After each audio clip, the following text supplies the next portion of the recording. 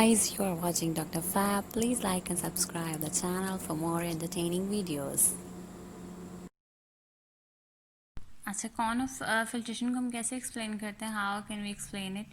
Like इसमें इसके basically आपने दो पार्ट्स याद रखने हैं, ठीक है। नंबर वन इसकी बेस होती है, नंबर टू इसकी एपिक्स होती है, ठीक है। बेस का लेवल क्या होता है और एपिक्स का लेवल क्या होता है, हमें ये देखना है, ठीक है। बेस जो होती है हमारे पास प्रेजेंट होती है ऑन ग्राउंड सरफेस, ठीक है, जो मतलब कि वेल जहाँ पे कंस्ट्रक्ट होता है ना, ठीक है, उसकी जो ग्राउंड सरफेस होती है वहाँ पे जो है वो हमारे पास जो है वो उसकी बेस होगी। लाइक ये वेल है ना हमारे पास, ठीक है, ये दरमियान में जो है ये वेल है, ठीक है। और ये हमने उसकी जो इमेजिनेटिव जो प्रिजम्पटिव जो कॉन ऑफ फिल्ट्रेशन है ये वो है हमारे पास, ठीक है। तो ये प्रेजेंट होती है एट ग्राउंड लेवल, ठीक है। और जो इसकी एपिक्स होती है that is present at bottom of the well, ठीक है। ये बॉटम ऑफ द वेल है तो यहाँ पे जाकर इसकी एपिक्स जो है वो आपको नजर आएगी, ठीक हो गया। तो ये इसकी जो है वो इमेजिनेटिव जो हम मतलब खुद से इमेजिन कर लेते हैं प्रिजम्पटिव इन्वर्टेड कौन है, ये वो हो गई, ठीक है।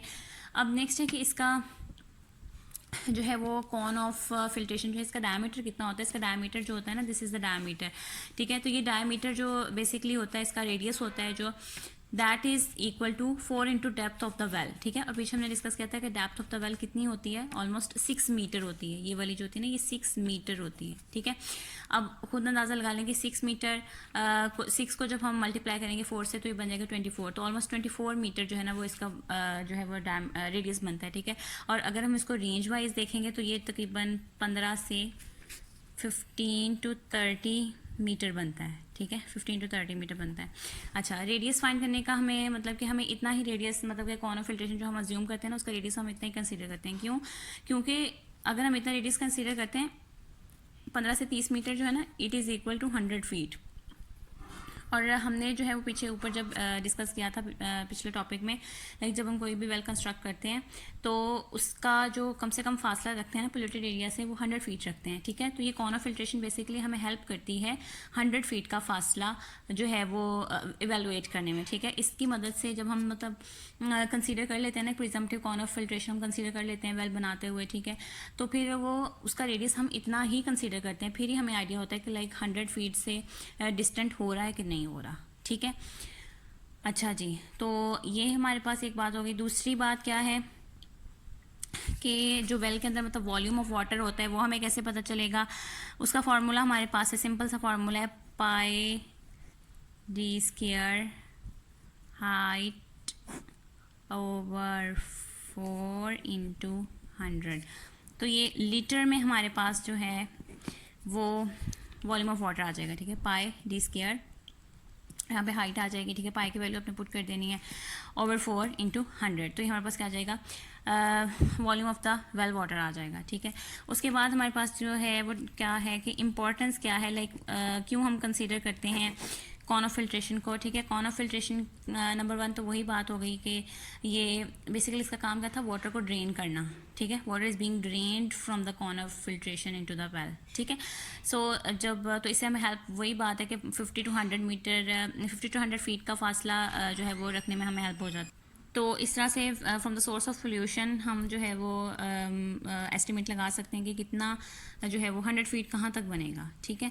तो वहाँ पर फिर हमने कंस्ट्रक्ट करना है वेल को, ठीक है। नंबर 1 ये इसकी सिग्निफिकेंस है। नंबर 2 इसकी सिग्निफिकेंस क्या है कि इसकी मदद से हम trace of origin of pollutant वो भी लगा सकते हैं। लाइक हमें अगर पानी पोल्यूटेड मतलब कि पोल्यूटेड हो चुका है, ठीक है, तो हम ये अंदाज़ा लगाने के लिए कि कहाँ से पोल्यूशन आ रही है, पोल्यूटेंट कहाँ से एंटर हो रहे हैं वेल के अंदर, ठीक है।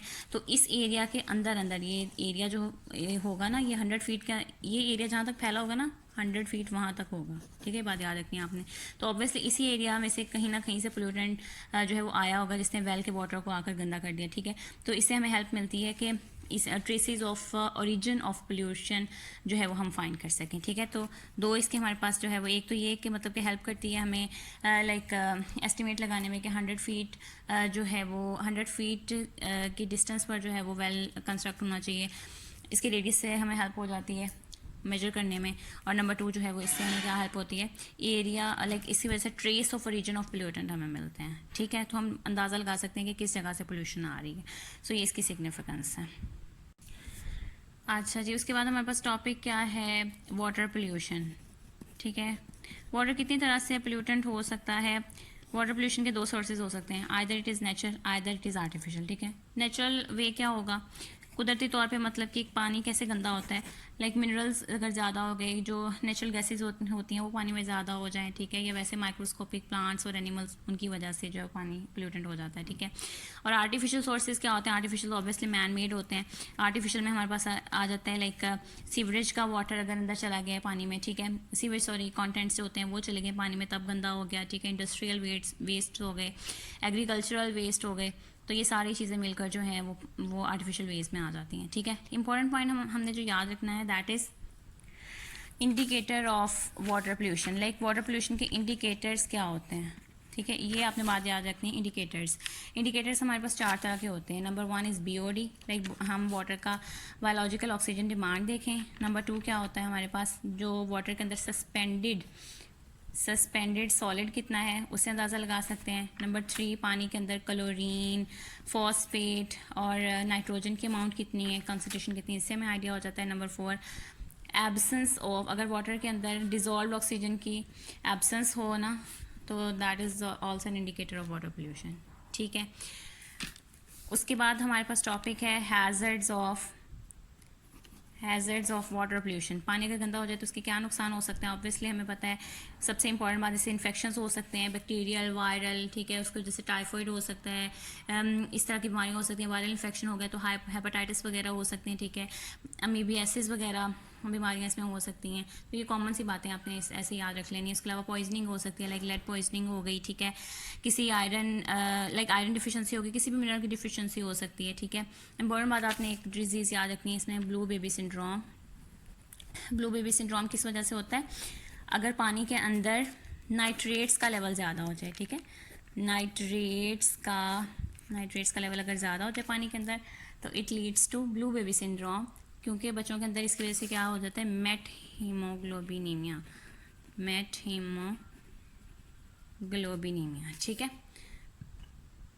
So this is it.